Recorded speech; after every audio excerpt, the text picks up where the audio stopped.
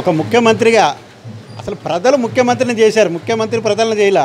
అలాంటి ప్రజలు చేసిన ముఖ్యమంత్రిని ప్రజలు చూడటానికి కనీసం ఏదో రాజకోట గతంలో రాజులు కూడా అతను కేవలం ఒక రాజరికం, నేనే రాజు నేనే మంత్రి టైపులో అతను ఒక రాజభవనం నిర్మించి కనీసం చుట్టుపక్కల కూడా ప్రజలను రానివ్వకుండా చేసిన మా ముఖ్యమంత్రి జగన్మోహన్ రెడ్డి.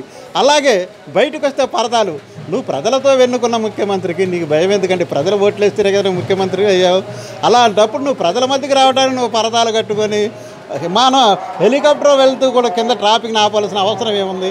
అంటే జనంతో నువ్వు కేవలం ప్రజలతో ఎన్నుకోబడిన ముఖ్యమంత్రి కాదు, కేవలం ఏదో చట్టాన్ని మేనేజ్ చేసి ఆయన ముఖ్యమంత్రి కనుక ప్రజల్లో వెళ్తే నీకు దూషిస్తారు, ప్రజల నుంచి విమర్శలు వస్తాయని నీకు కనిపించకుండా వినిపించకుండా అంత దూరంలో నువ్వు ప్రజలను చూసి పారిపోయే ముఖ్యమంత్రి. నువ్వు ప్రభుత్వ స్థలాల్లో కనీసం 1 సెంటు స్థలం ప్రజలకు ఇవ్వడానికి ఇబ్బంది పడే ఈ ప్రభుత్వం కనీసం 10-15 సెంట్లలో నువ్వు పార్టీ కార్యాలయాలు ఎందుకండి? మీ సొంత డబ్బులతో మీ సొంత స్థలాల్లో కట్టుకోవచ్చుగా.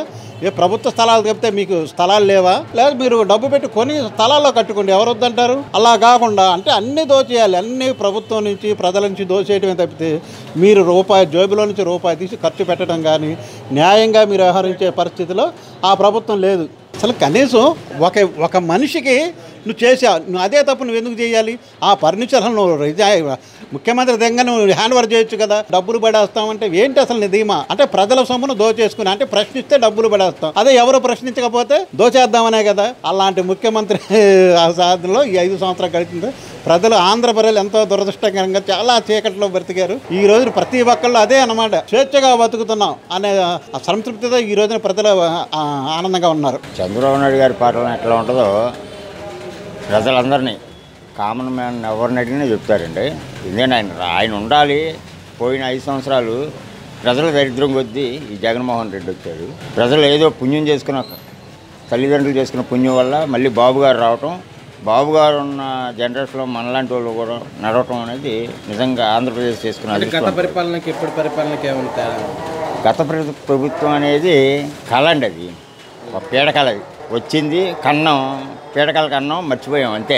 ఇంకా దాన్ని గుర్తు చేసుకుంటే ఎవడు బతకలేడు, ఇంకా అది మర్చిపోవడమే. గతం అయిపోయింది, అది కూల్చివేత, వినాశనం.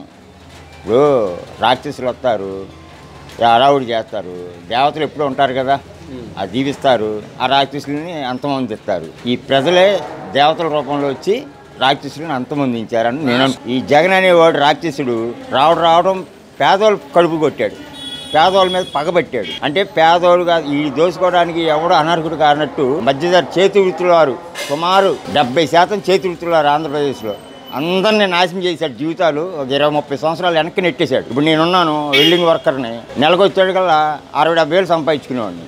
ఈ 5 సంవత్సరాల్లో నెలకు 30,000 అప్పు చేసుకొని తిన్నా, నెలకు 30,000 ఆ వడ్డీలు కట్టుకొని ఇదే జీవితం. ఇంక నా పరిస్థితి ఎట్లా ఉందంటే ఇంకా నాకన్నా నా దగ్గర పనిచేసే వాళ్ళ పరిస్థితి ఎట్లా ఉంటుంది? ఒక 100 రూపాయలు పుట్టదప్పు, అప్పు కూడా పుట్టిన ఈయన స్థితికి జనాలను తీసుకొచ్చాడు ఈ జగన్మోహన్ రెడ్డి. అంటే నేను న్యూట్రల్గా చెబుతున్నానండి. ఎందుకంటే ఇలాంటి వాడు ఇంక జీవితంలో ఉండకూడదు, అసలు ఏ రాష్ట్రానికి ఉండకూడదు. పేదవాళ్ళకి 5 రూపాయలకి అన్నం టిఫిన్ దొరుకుతుందంటే ఎంత గొప్ప విషయం అది. ఎంతమంది తిట్టుకున్నారు తెలుసా మీకు జగన్మోహన్ రెడ్డిని? ఆ తిట్లే శాపాలై తగిలినాయండి.